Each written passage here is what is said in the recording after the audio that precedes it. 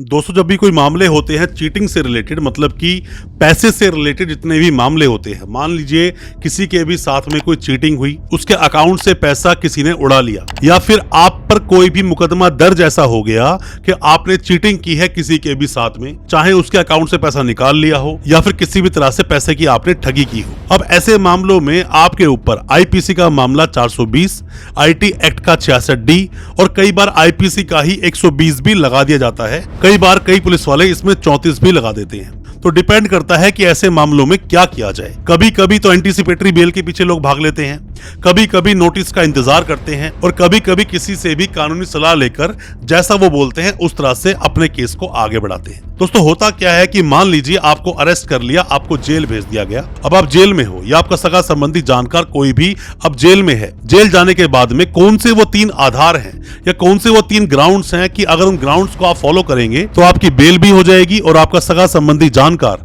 या आप पर ही अगर वो केस है तो बाहर आ भी जाओगे, या कैसे आप एंटीसिपेटरी बेल ले पाओगे। आईपीसी 420, आईटी एक्ट का 66D और 120 भी आईपीसी का। इन सेक्शंस के बारे में हम बात करेंगे अपनी इस वीडियो में। ज्यादा कुछ जानने के लिए दोस्तों बने रहिए हमारे इस वीडियो के साथ। नमस्कार दोस्तों, फिर एक बार स्वागत करता हूं आप सभी का अपने इस यूट्यूब चैनल पर जिसका नाम है फाइट फॉर ट्रू। मेरा नाम है वीरेंद्र वर्मा। जैसा आप सभी जानते हैं, हम इसी तरह की लीगल अवेयरनेस की वीडियोस आपके लेकर आते हैं और आपको बनाते हैं कानूनी जानकार। दोस्तों, हमने हालांकि पहले बहुत सारी वीडियोस बनाई हैं 420 आईपीसी पर, 467 पर, 468 पर, 120B पर, किस तरह से 66D आता है पिक्चर में, किस तरह से बेल ली जाती है, कैसे एंटीसिपेटरी बेल लेते हैं, पुलिस नोटिस कब देती है, कब आपको डायरेक्ट अरेस्ट कर लेती है। उन वीडियोस को आप देखेंगे, आपके कानूनी अधिकार भी आपको पता चलेंगे। ऐसे 3 अधिकार दोस्तों होते हैं जिन अधिकारों को अगर आप फॉलो करें या फिर उन रेमेडीज को आप अगर इस्तेमाल करें, आप अरेस्ट ही नहीं होगे, आपको जेल जाना नहीं पड़ेगा और अगर कोई जेल गया है तो उसकी बेल हो जाएगी। दोस्तों, जो वो 3 आधार हैं उसमें से पहला आधार ये बोलता है, सबसे पहले जब भी आप किसी को भी 420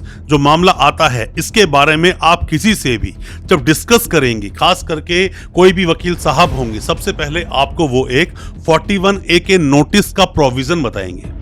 क्या है ये प्रोविजन? दोस्तों, होता क्या है कि सुप्रीम कोर्ट ने जो भी कोई जजमेंट्स दिए, जो भी कोई गाइडलाइंस दी, अपने देश के सभी कोर्ट्स में अपने देश की पूरी पुलिस और सभी लोगों को उस आदेश का पालन करना पड़ेगा, उन गाइडलाइंस को मानना पड़ेगा। और ये क्यों मानना पड़ेगा? उसके लिए कॉन्स्टिट्यूशन ऑफ इंडिया, भारत का संविधान का आर्टिकल 141 आप अगर पढ़ेंगे तो उसमें बताया गया है सुप्रीम कोर्ट के द्वारा जो भी चीजें डिक्लेयर की जाएंगी वो देश का कानून बन जाएगा। तो ऐसे ही 2 जजमेंट्स आए। 2 जजमेंट्स आए, एक तो आया Arnesh Kumar versus state of Bihar का 2014 का जजमेंट आया, और एक जजमेंट आया Satendra Kumar until versus central bureau of investigation का, जो कि 2022 में आया। जो 2014 में जजमेंट आया था उसमें बताया गया था कि कोई भी मामले जो हैं, जो 7 साल तक की सजा वाले मामले हैं, उसमें पुलिस किसी को भी जो वो सामने एक्यूज है उसे नोटिस देगी ही 41A का, डायरेक्ट अरेस्ट नहीं करेगी। पर काफी जगह काफी पुलिस वाले इन चीजों को मान नहीं रहे थे। तो इसी को देखते हुए क्या क्या प्रिकॉशंस ली जाएंगी, क्या क्या स्टेप्स फॉलो किए जाएंगे, वहां पर सतेंद्र कुमार अंटिल का जजमेंट 2022 में आया और इसी जजमेंट को और ज्यादा विस्तार से समझाया गया। तो अगर आपको बिना नोटिस दिए अगर पुलिस ने अरेस्ट किया है तो यहां पर वो इलीगल अरेस्ट है, आपको छोड़ना पड़ेगा। पुलिस आपको छोड़ेगी, आप कोर्ट में एप्लीकेशन लगाएंगे तो वहां पर अगर आपको जेल भेजा गया है तो आपकी बेल उसी वक्त दे दी जाएगी। दोस्तों, आप में से कोई भी नए वकील साहब हैं, कोई भी लॉ स्टूडेंट हैं, अभी आप कानूनी जानकारी ले रहे हैं, आपका कोई सगा संबंधी जानकार अगर जेल में है या फिर आप पर भी कोई मुकदमा हुआ है 420 आईपीसी का, 66D का या फिर 467 का, 468 आईपीसी का, तो ऐसे मामलों में कई बार जो 41A का नोटिस पर जो सुप्रीम कोर्ट की गाइडलाइंस हैं वो फॉलो पुलिस नहीं करती है तो आपकी थाने से ही बेल हो जाएगी, क्योंकि ये इलीगल अरेस्ट कहलाता है। कोई भी किसी भी तरह की सजेशन आप चाहते हैं या ऑनलाइन कंसल्टेंसी चाहते हैं तो दिए गए नंबर पर व्हाट्सएप करें, हम आपको रिप्लाई जरूर करेंगे। हो सकता है हमारे किस सजेशन से आप अपने केस से बाहर निकल सकें। अरेस्ट नहीं कर सकती, यही है देश का कानून। ये था पहला आपका सबसे बड़ा आधार।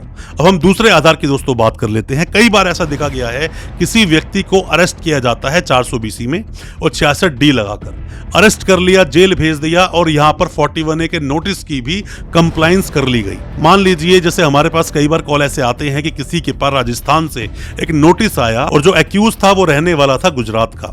जैसे ही वो राजस्थान में इन्वेस्टिगेशन ज्वाइन करने के लिए गया तो तभी उसको अरेस्ट कर लिया वहां पर। ऐसे में इसीलिए हमेशा मैं आपको बोलता हूं, जब भी आपके पास 41A का नोटिस आए तो कोशिश कीजिए कोई भी कानूनी जानकार या कोई भी वकील साहब जो आपके जानकार हैं उन्हें आप साथ लेकर जाएं। वहां पर वो कई बार आपको बचा लेते हैं आपकी अरेस्टिंग से। काफी बार जो कानून पुलिस वाले फॉलो नहीं कर रहे होते वहां पर उसको ध्यान देते हैं, और अगर फिर भी अरेस्ट कर लिया तो जैसे ही कोर्ट में पेश करेंगे वहां से वकील साहब आपकी बेल करा देते हैं। तो ऐसे में अगर आपके पास कभी भी 41A का नोटिस आता है तो किसी भी कानूनी जानकार को, किसी भी वकील साहब का या फिर कोई भी सगा संबंधी जानकार जो आपका कानूनी जानकार है उसे साथ लेकर जाएं। ऐसे ही पुलिस स्टेशन ना जाएं, आपकी बेल भी हो जाएगी। हो सकता है कि पुलिस आपको अरेस्ट ही ना करे और सीधा आपको एंटीसिपेटरी बेल की तरफ नहीं जाना चाहिए। सीधा अगर एंटीसिपेटरी बेल की तरफ जाओगे और बेल अगर एक बार डिसमिस हो गई तो वहां पर आप एक एक्यूज बन जाते हो और यहीं से फिर आपकी अरेस्ट होने की प्रक्रिया शुरू कर दी जाती है। इन चीजों को आपको समझना चाहिए। अब दोस्तों हम बात करते हैं आपके तीसरे आधार की, जिसमें कि आप बेल ले सकते हैं और अपनी अरेस्टिंग से भी आप बच सकते हैं। मान लीजिए कोई इंसान जेल में है, अब वो जेल में है और उसको लगभग 30 डेज हो चुके हैं, 45 डेज हो चुके हैं। 41A की कंप्लाइंस भी हुई थी, मतलब नोटिस दिया गया था, उसके बाद ही पुलिस ने आपको अरेस्ट किया है। अब आपको 60 डेज का वेट करना है चार्जशीट के आने का। पर मैं आपको फिर यही बोलूंगा कि जैसे ही 59th डे आता है आपको फटाफट से एक डिफॉल्ट बेल लगा देनी चाहिए। डिफॉल्ट बेल पर डिटेल्ड वीडियो ऑलरेडी अवेलेबल है इसी चैनल पर।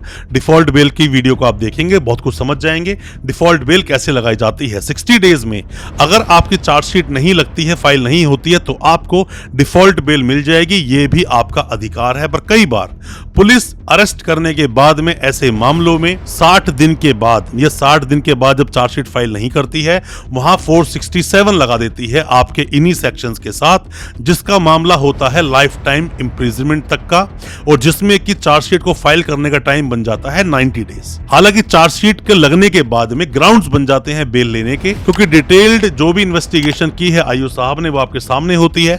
आपके वकील साहब उसको पढ़ते हैं और आपकी बेल लगाते हैं, आपकी बेल हो जाती है।